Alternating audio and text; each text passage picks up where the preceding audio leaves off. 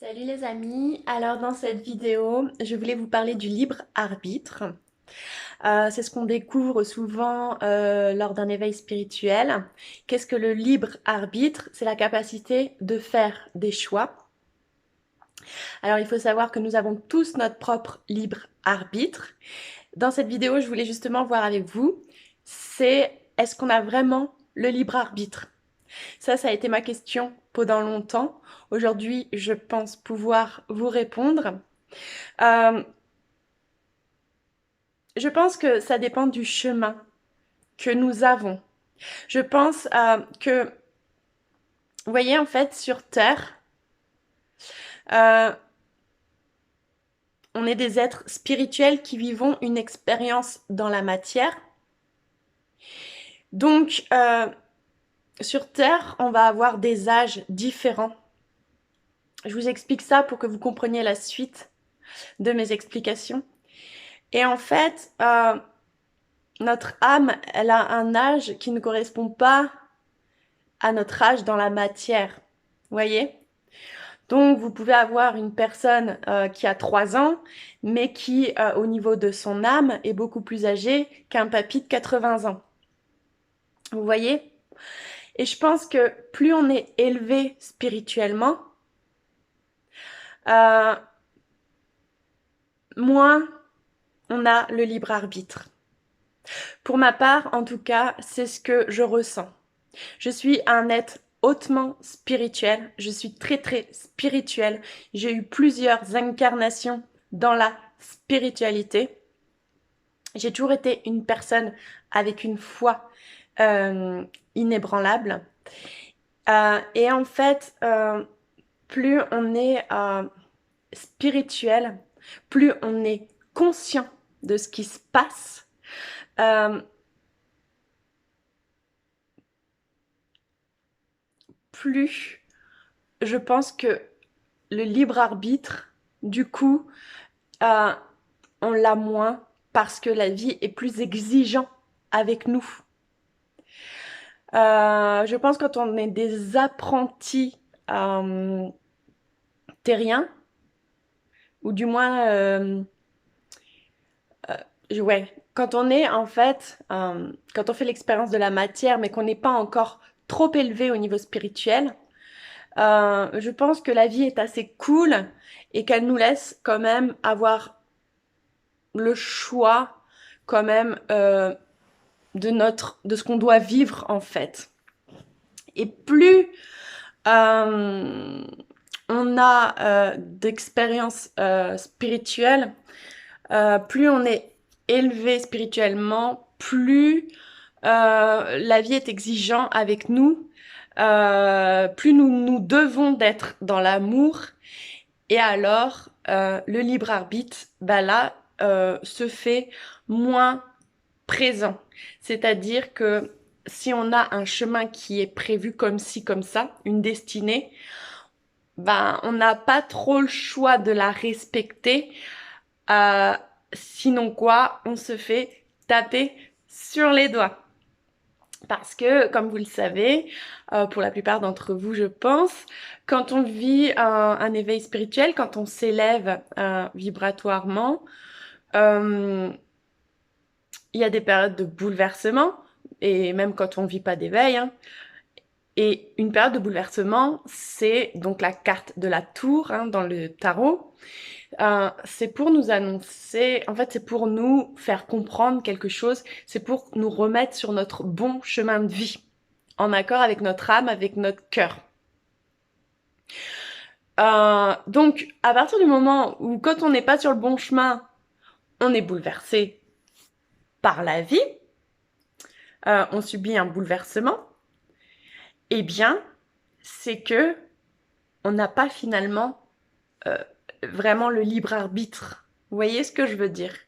Quelqu'un qui tombe malade ou qui vit une expérience difficile, peu importe l'expérience, souvent c'est pour qu'il prenne conscience de certaines choses et qu'il change sa façon de faire ou sa façon de penser ou sa façon de vivre. Donc, du coup, ben, si quelqu'un, on va dire,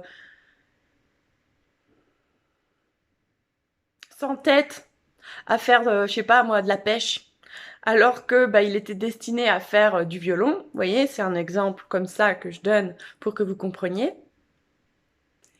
Eh bien, la vie va le secouer jusqu'à ce qu'il comprenne que non, il était fait pour faire du violon. Donc à partir de là, bah, est-ce qu'on a vraiment le libre arbitre? Je pense pas. Je pense que entre le moment où la personne, elle va entre le point A et le point B, admettons le point B, donc c'est faire du violon, hein, et ben la personne va avoir le libre arbitre peut-être dans la façon d'apprendre le violon, dans le professeur qu'elle va choisir, dans le violon qu'elle va acheter. Là, elle aura le libre arbitre. Mais sa destinée, ça sera de faire du violon.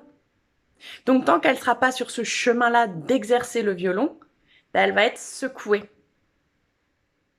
Donc je pense qu'on n'a pas vraiment le libre arbitre d'une certaine façon. On l'a d'une certaine façon par rapport aux moyens, mais par rapport aux moyens d'aller à notre objectif, on a le libre arbitre. Mais par rapport à l'objectif de notre vie, on n'a pas vraiment le libre arbitre. C'était écrit, c'était comme ça, c'était un contrat.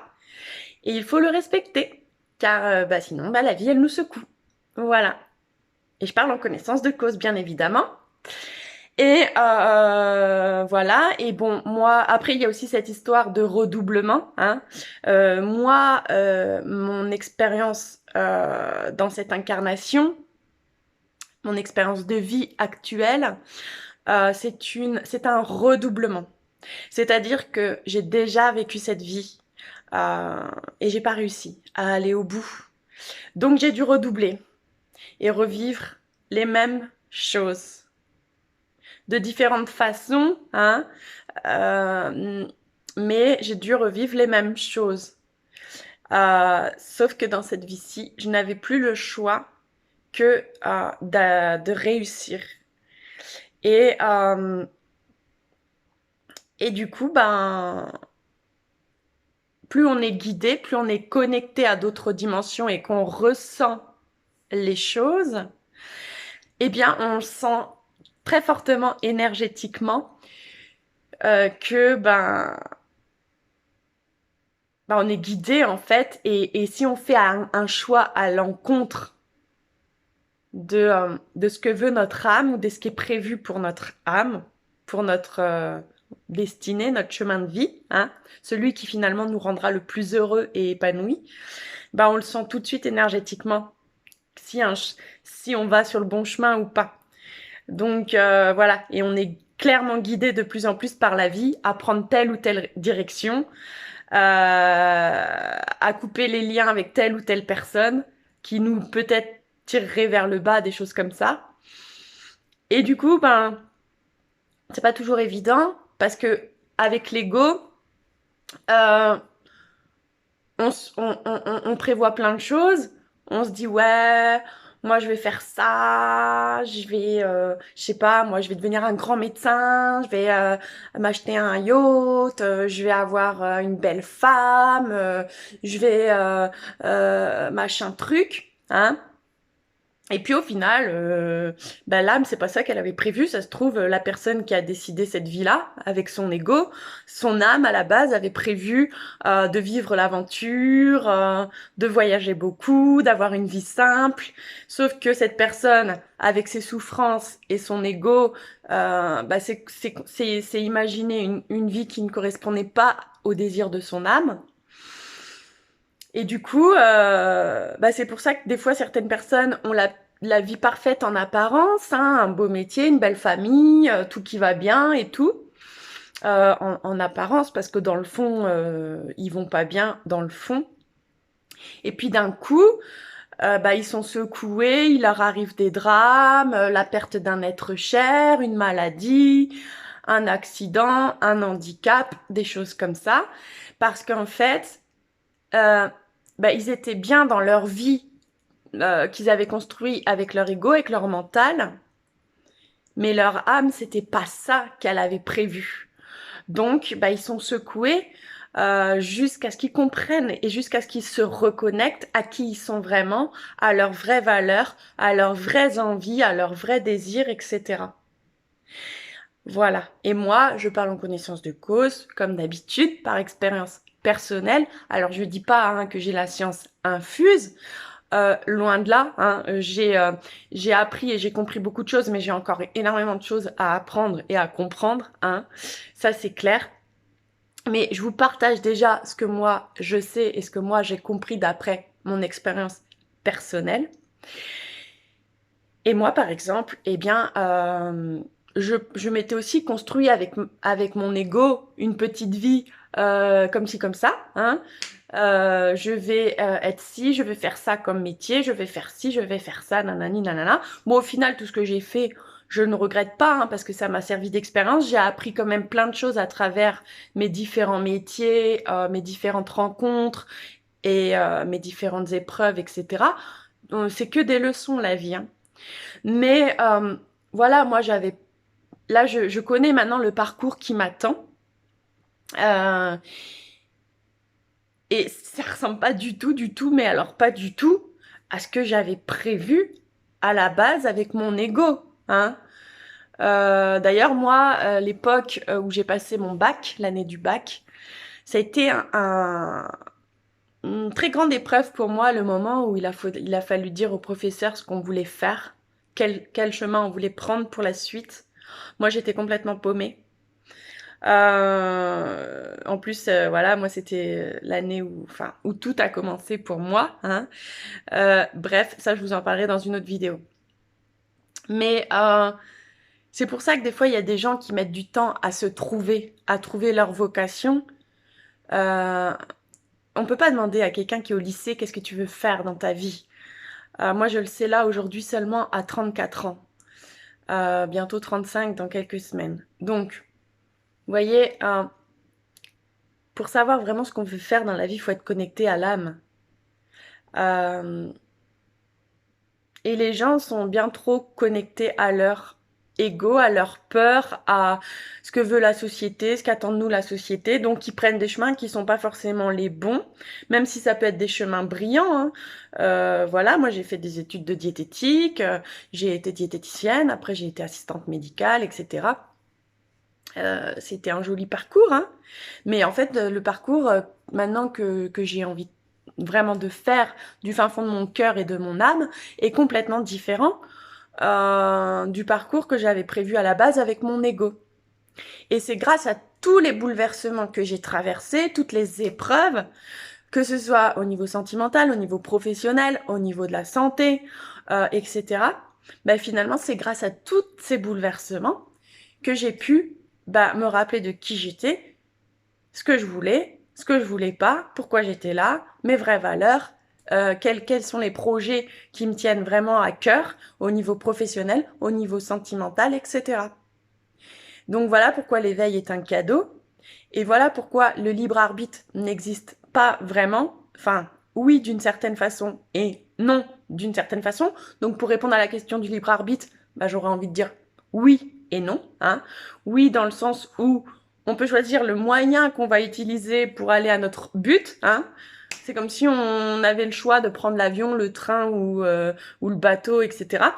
Mais que par rapport au but qui est prévu pour nous, on n'a pas vraiment le libre arbitre. Et c'est pour ça que tant qu'on on vit des bouleversements dans notre vie, eh bien, c'est qu'on a quelque chose à comprendre. Je sais que c'est pas évident, hein. Il y a des bouleversements qui sont voilà, hein. Et j'ai connu vraiment des trucs bien costauds, hein. Donc voilà, hein, faut pas croire que je suis la petite naïve hein, qui tombe du ciel, qui est en mode cuit les oiseaux, tout va bien sur la terre et j'ignore complètement ce qui se passe, pas du tout. Hein.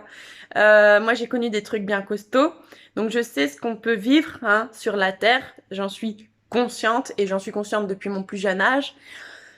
Mais c'est pour vous expliquer que les bouleversements, ils sont là finalement pour nous apprendre des choses et pour nous permettre de se connecter au cœur, à l'âme.